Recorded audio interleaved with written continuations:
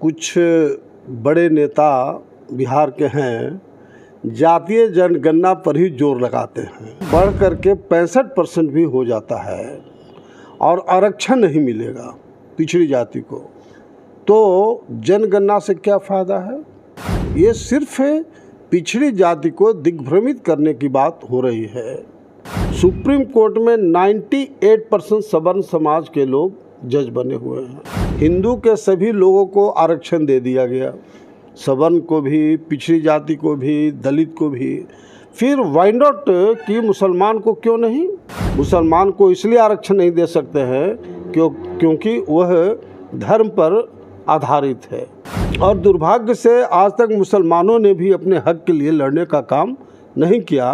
शोषित इनकलाब पार्टी आने वाली चुनाव में, लोकसभा चुनाव में कितनी सीटों पर चुनाव लड़ेगी पूरे देश में? पूरे देश में ये जो तीनों मुद्दा आपको बताए हैं, जो भी बैकवर्ड दलित मुसलमान होगा, जो बैकवर्ड दलित मुसलमान के खून से पैदा लिया है, वो कोई बाएं दाएं करेगा।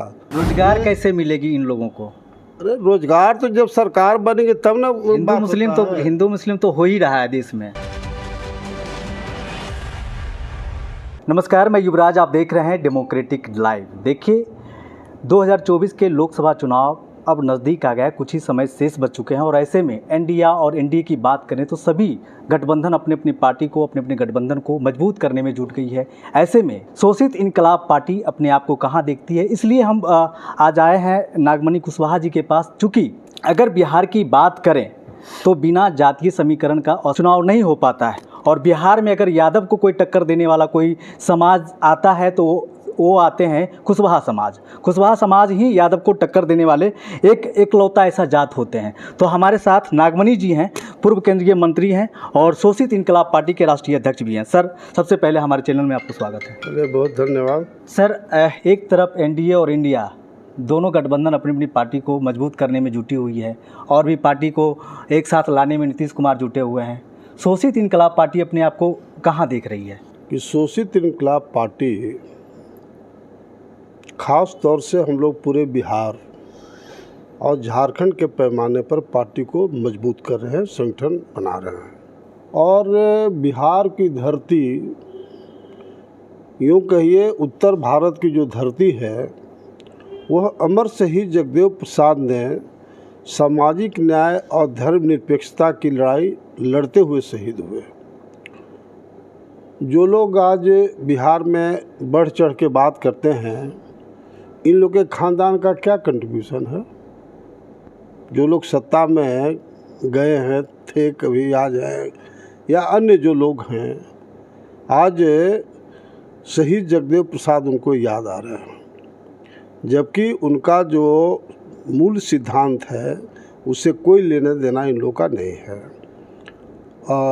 इसलिए हम लोग 5 सितंबर को पूरे बिहार के पैमाने पर पटना स्थित जगदेव स्मारक पर 4 सूत्री बातों के लिए हम लोग धरना देने जा रहे हैं, जिसमें ख़ास तौर से जिस बात को कुछ बड़े नेता बिहार के हैं, जातीय जनगणना पर ही जोर लगाते हैं, लेकिन उनको आरक्षण के बारे में कभी एक शब्द आपने नहीं सुना होगा। मैं आपसे पूछना चाहता हूं आपके माध्यम से कि अगर पिछड़ी जाति का 52% अभी जनसंख्या है, अगर बढ़ करके 65% भी हो जाता है और आरक्षण नहीं मिलेगा पिछड़ी जाति को, तो जनगणना से क्या फ़ायदा है। ये सिर्फ पिछड़ी जाति को दिग्भ्रमित करने की बात हो रही है। अब इसी को एक दो नेता बाहवाही उठाने में लगे हुए हैं कि मैं पिछड़ी जातियों के लिए जनगणना करवा रहा हूँ। तो भैया, आरक्षण देना केंद्र सरकार का काम है, और जो अभी बीजेपी का एजेंडा है उसमें आरक्षण देने का कहीं से कोई संकेत नहीं नज़र आ रहा है। तो हमारी शोषित इनकलाब पार्टी पूरे देश में पहली पार्टी है जो यह मान के चलती है कि अगर सवर्ण समाज का जनसंख्या 10% है और उन्हें 10% आरक्षण मिल गया, यानी 100%, तो मैं उसका स्वागत करता हूँ। लेकिन उसी तर्ज पर जब पिछड़ी जाति का जनसंख्या 52% है, फिर मात्र 27% ही आरक्षण क्यों? वाई? तो 27% से 52% आरक्षण बढ़ाने के लिए हमारा पहला सूत्री कार्यक्रम है जो हम लोग धरना देंगे। दूसरा, देश में कॉलेजियम सिस्टम को समाप्त करके जुडिशरी सर्विस कमीशन बनाने के लिए हम लोग धरना देंगे, क्योंकि दुर्भाग्य से इस देश में सुप्रीम कोर्ट में 98% सवर्ण समाज के लोग जज बने हुए हैं, और जो हरिजन, आदिवासी, मुसलमान, पिछड़ी जातियाँ जो 100 में 90% है, जो हमारे पिता अमर शहीद जगदेव प्रसाद ने उत्तर भारत में लड़ाई लड़ी थी, आज जुडिशरी में जो 90% जो हरिजन, आदिवासी, मुसलमान, पिछड़ी जाति के लोग हैं वह नगण्य हैं। इसलिए पूरे देश में शोषित इनकलाब पार्टी एकमात्र पार्टी है जो कॉलेजियम सिस्टम को समाप्त करके जुडिशरी सर्विस कमीशन बनाने के लिए वह मांग कर रही है।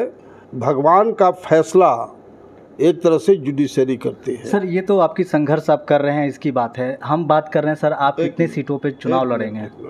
और तीसरा जो हमारा मुद्दा है कि मुसलमान जब हिंदू के नाम पर हिंदू के सभी लोगों को आरक्षण दे दिया गया, सवर्ण को भी, पिछड़ी जाति को भी, दलित को भी, फिर वाई नॉट कि मुसलमान को क्यों नहीं?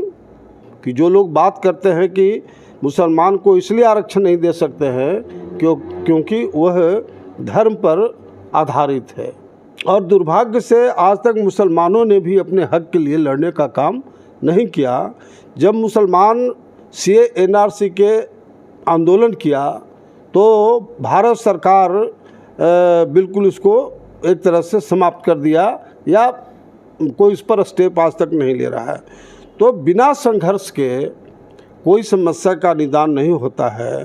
तो शोषित इनकलाब पार्टी मुसलमानों को आरक्षण, जो उनका जनसंख्या है उसके आधार पर उनको भी आरक्षण दिया जाए, साथ ही साथ सच्चर कमेटी को लागू किया जाए।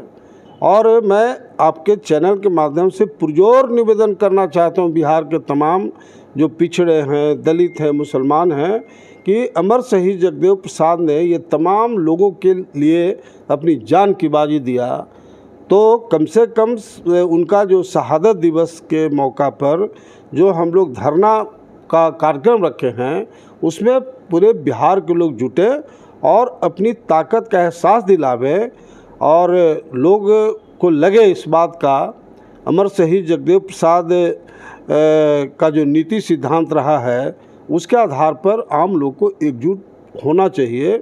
शोषित इनकलाब पार्टी आने वाली चुनाव में, लोकसभा चुनाव में कितनी सीटों पर चुनाव लड़ेगी पूरे देश में? देखिए, साफ मैं कहना चाहता हूँ कि एक और गठबंधन का दौर है, मैं मानता हूँ, लेकिन हमने होम मिनिस्टर से मिला था और उनको हमने प्रपोजल दे दिया है, और अभी तक उधर से कोई खबर नहीं आया है। इसलिए हम पार्टी का जो कोर कमेटी है उसमें हम लोग काफ़ी मंथन किया और निर्णय इस बात का हुआ है कि हम लोग को 40 में 40 सीट पर चुनाव लड़ना है, और ख़ास तौर से मुस्लिम कोरी समीकरण हमारा आधार होगा, चूँकि सबसे ज़्यादा सेकुलर पार्टी के नाम पर मुसलमान ठगा गया और कोरी कुर्मी के नाम पर हमारा कोरी समाज ठगा गया है। इसलिए मुस्लिम कोरी समीकरण हम बना करके और बिहार के 40 में 40 सीट पर हम लोग चुनाव लड़ेंगे, और जल्द हम समझते हैं कि जो टाइम लगे, लेकिन जल्द शहीद जगदेव रथ निकल रहा है, जो बिहार और झारखंड के सभी जिला, प्रखंड और गांव-गांव का दौरा करके पार्टी को मजबूत करेंगे, ताकि 40 में 40 सीटों पर शोषित इंकलाब पार्टी चुनाव लड़े। और मैं बिहार के तमाम ऐसे लोग को आह्वान करना चाहता हूं कि जो पार्लियामेंट से चुनाव लड़ने वाले लोग हैं वह संपर्क करें, ताकि उनको जिम्मेवारी के साथ उनको काम करने का हम लोग मौका देंगे। उनके कंस्टिट्यूंसी में जा कर के हम लोग काम करेंगे, ताकि हमारी पार्टी मजबूत हो। फिर से नीतीश कुमार बॉम्बे में जाकर के इंडिया का एक मीटिंग करने वाले हैं, बता रहे हैं कि और भी कई पार्टी उसमें शामिल होंगे। क्या आपको बुलावा आएगा तो आप जाएंगे इंडिया में? देखिए, बात यह है कि देश का गृह मंत्री पूरे देश के लॉ एंड ऑर्डर को देखते हैं, उनकी जिम्मेवारी है। लेकिन एक और होम मिनिस्टर जो हिंदुस्तान के राजनीतिक चाणक्य के रूप में माने जाते हैं, वह प्रत्येक राज्यों में जो क्रीम ऑफ पॉलिटिकल पार्टी है, उसके लीडर हैं, उनको बुला बुला करके वो मिल रहे हैं, बात कर रहे हैं। लेकिन ये जिसको इंडिया बोल रहे हैं, बिहार में ABCD का इन लोगों ने शुरुआत ही नहीं किया है। अब बताओ, जैसे RJD है, लालू जी की पार्टी है, तेजस्वी बाबू की पार्टी है, एक सीट बोहनी नहीं हुआ पार्लियामेंट में। कौन बात का घमंड आपको है भाई? अगर आप फिर से चुनाव लड़ेंगे इसी समीकरण में, तो एक वो सीट इन लोग को बोहनी होने वाला है। दूसरा, अगर बाबू नीतीश कुमार जी की बात लीजिए, तो मास स्केल पर कोयरी समाज का 2 लीडर, सम्राट चौधरी जी बीजेपी के प्रदेश अध्यक्ष हो गए, जो भी 1% कहीं कहीं असर है, मैं नाम नहीं लेता हूँ, शंभू नेता का, वो भी एनडीए के साथ है।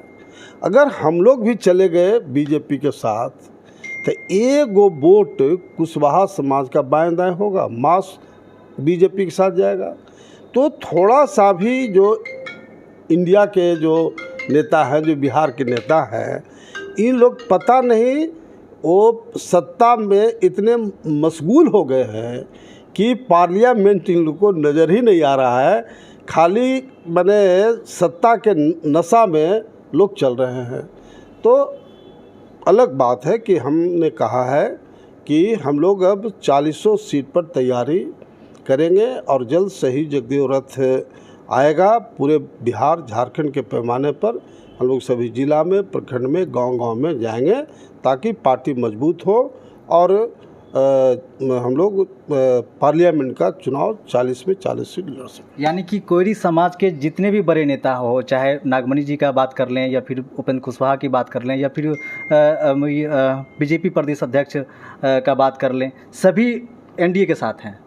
सम्राट चौधरी की अगर बात कर लें तो सभी एनडीए के साथ हैं। नहीं, हमारा तो अभी निर्णय नहीं हुआ। हम तो प्रपोजल दिया है बीजेपी में होम मिनिस्टर साहब को, लेकिन अभी वहाँ से कोई मेरा फाइनल बात नहीं हुआ है। तो इसीलिए पार्टी का कोर कमेटी का मीटिंग में काफ़ी डिस्कशन होने के बाद फैसला लिया गया है कि हम लोग को 40 में 40 सीट पर तैयारी करना है और चुनाव लड़ना है। अगर आगे कोई बात बनेगी पार्टी के हित में, राज्य के हित में, देश के हित में, तो हम लोग बात करेंगे। अदरवाइज हम लोग 40 में 40 सीट पर चुनाव लड़ेंगे। किस एजेंडे को लेकर आप आम आदमी के पास जाएंगे? अरे एजेंडा, इससे बड़ा एजेंडा होता है। पूरे देश में ये जो तीनों मुद्दा आपको बताए, जो भी बैकवर्ड दलित मुसलमान होगा, जो बैकवर्ड दलित मुसलमान के खून से पैदा लिया है, वो कोई बाएं दाएं करेगा?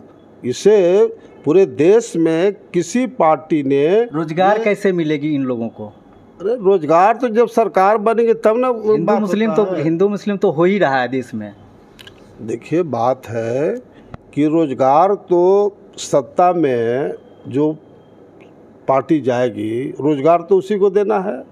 और अभी तक जितने पॉलिटिकल पार्टी की सरकार बनी है, रोज़गार के नाम पर क्या हो रहा है कहने की आवश्यकता नहीं है।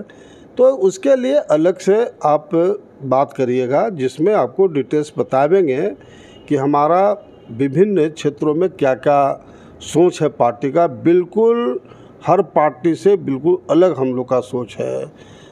एक मुद्दा आप बेरोजगारी कर रहे हैं, मैं इतना ही इसमें कहना चाहता हूँ कि हमारे पार्टी का क्लियर स्टैंड है कि बिहार में माइंस ऑफ मिनरल्स नहीं है।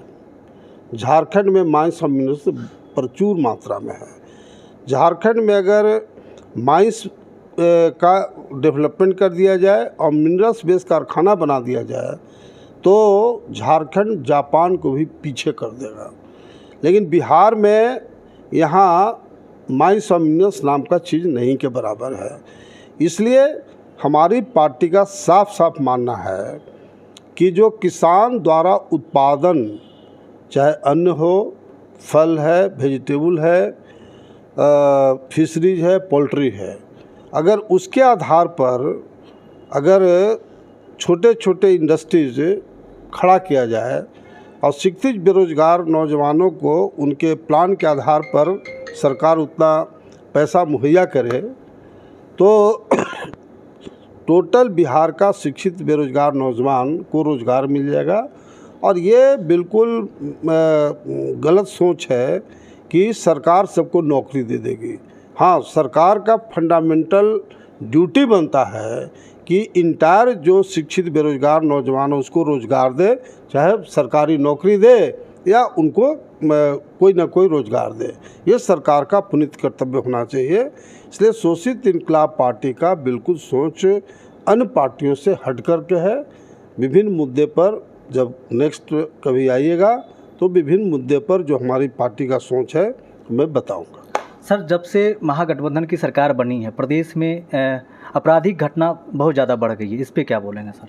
कहीं मुखिया का हत्या हो जा रहा है, कहीं पत्रकार की हत्या हो जा रही है। उसके लिए तो मैं कहा हूँ ना कि काफ़ी बड़े पैमाने पर हमारे खास करके कुशवाहा समाज की सबसे ज़्यादा हत्या हुई है लोगों का। और इसीलिए मैंने कहा है इस बात को कि शोषित इनकलाब पार्टी की सरकार बनेगी तो राइफल लाइसेंस जो है हम लोग फ्री कर देंगे आम लोगों के लिए। अमेरिका में जो क्राइम नहीं होता है उसका सबसे बड़ा रीज़न एक ही है कि आर्म्स से मार्केट में बिकता है, राइफल, रिवॉल्वर, ठीक है। दुरुपयोग तो हो सकता है सर। और नहीं भाई, यही तो चीज़ है। बिहार के और हिंदुस्तान के लोग को नॉलेज नहीं इस सब चीज़ों का। अमेरिका में हो रहा है क्राइम, क्यों नहीं हो रहा है? क्योंकि सबके हाथ में राइफल बंदूक है। अगर आपके हाथ में भी राइफल है, मेरे हाथ में राइफल है, तो आप डर से ना आप गोली चलाएंगे ना डर से हम गोली चलाएंगे। ये सब साइकोलॉजिकल तरीके से समझने की ज़रूरत है। अब पागलपन वाला लोग बात करेगा कि नागमणि जी फ्री लाइसेंस दे रहे। अरे भैया, हम अमेरिका के पैटर्न पर बात कर रहे हैं। यहाँ जब इतना सब एडमिनिस्ट्रेशन और पुलिस सबका है, क्राइम क्यों हो रहा है? क्योंकि एक सबल के पास राइफल है और जो गरीब लोग हैं, दुर्बल है, उसके पास राइफल नहीं है। तो सबको लाइसेंस फ्री कर दीजिए ताकि सब अपना सुरक्षा स्वयं करें। तो हमारे साथ शोषित इनकलाब पार्टी के राष्ट्रीय अध्यक्ष और पूर्व केंद्रीय मंत्री नागमणि जी मौजूद थे। सभी सवालों का जवाब इन्होंने बेबाकी से दिया है।